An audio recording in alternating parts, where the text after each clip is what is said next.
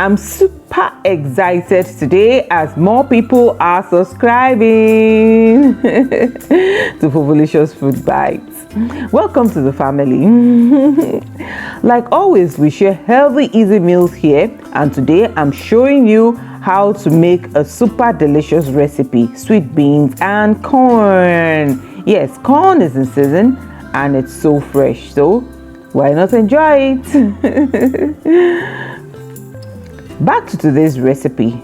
Get your fresh corn, sweet brown beans, blend your tomatoes, onions and pepper, palm oil, seasoning, salt.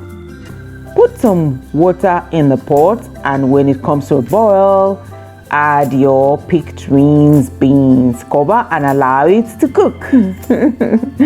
Next, start slicing out the corn from the cob and set it aside.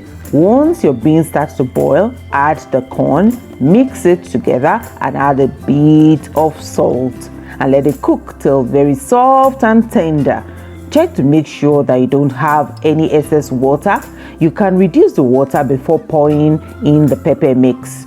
Add your palm oil and any other seasoning of your choice. Mix together and that's it. So simple. Your beans and corn is ready.